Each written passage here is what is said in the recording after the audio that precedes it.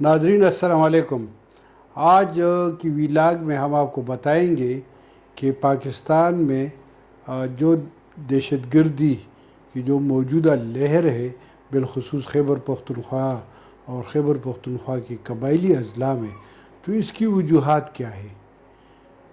ناظرین، جیسا کہ آپ کو پتہ ہے کہ پچھلے 3 سالوں سے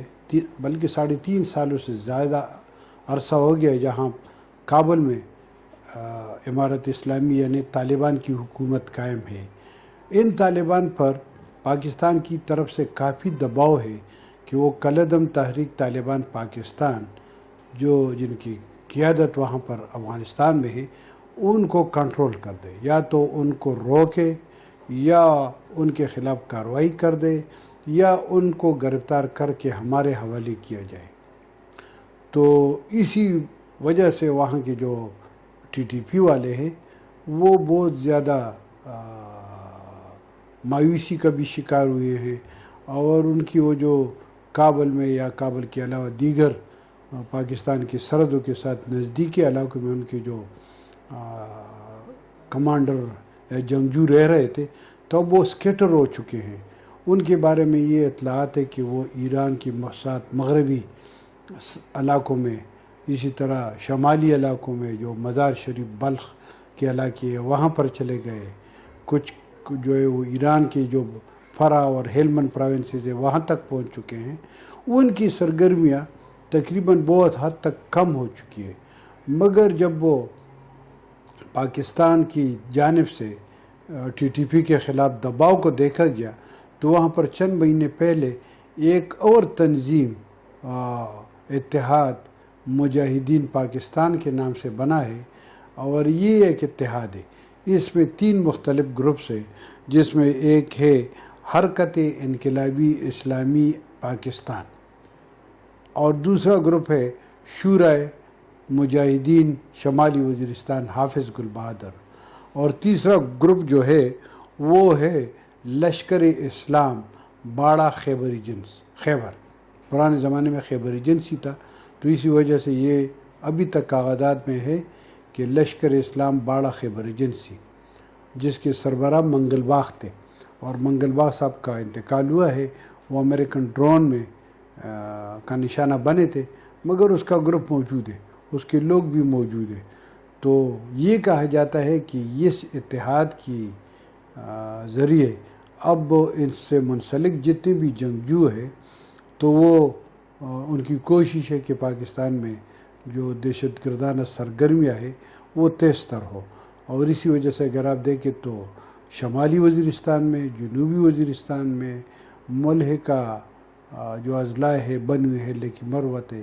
یہاں پر خیبر ہے، اور ان علاقوں میں بہت زیادہ ہے جو دہشت گردی۔ اسی طرح یہ جو حرکت انقلابی اسلامی پاکستان ہے، تو یہ مطلب اس کا پتہ نہیں، جو مگر ان کی جو لوگ ہیں یہ وہ ہے باجوڑ اور مومن میں ان کا زور ہے۔ تو وہاں پر بھی اگر آپ دیکھ رہے تو گات لگا کر قتل کی واردات ہوتے رہتے ہیں۔ جو طالبان کے جو کالعدم تحریک طالبان کے ذرائع ہیں، ان کا یہ کہنا ہے کہ اسی نئی تنظیم کے ساتھ مفتی نور ولی محسود کا کوئی تعلق نہیں ہے۔ مفتی نور ولی محسود جو ہے وہ اس وقت کالعدم تحریک طالبان پاکستان کی سربراہ ہے، اور ان کے بارے میں اور ان کی جو بااعتماد ساتھی ہے، کمانڈر ہے، ان تمام کے بارے میں اطلاعات یہ ہے کہ وہ افغانستان میں ہے۔ تو یہ ایک تنظیم ہے۔ اب اس کے اثرات کیا ہوں گے؟ تو اس کے بنانے کا ایک مقصد یہ تھا کہ جو افغان طالبان ہیں ان پر پاکستان کی طرف سے جو دباؤ ہے وہ کم ہو جائے، کیونکہ ان تینوں تنظیموں کے زیادہ تر لوگ جو ہے وہ کابل اور امارت اسلامی کی دسترس سے باہر ہے۔ اسی وجہ سے ایک تو یہ ہے کہ پاکستان کو جواب دیا جائے کہ ہم نہیں کرتے، جو ٹی ٹی پی والے ہیں وہ ہمارے کنٹرول میں ہیں، تو ایک تو ان کا یہ ہے۔ دوسری، یہاں پر اگر آپ دیکھ رہے تو اس وقت تو پاکستان میں اور پاکستان کے مختلف علاقوں میں جو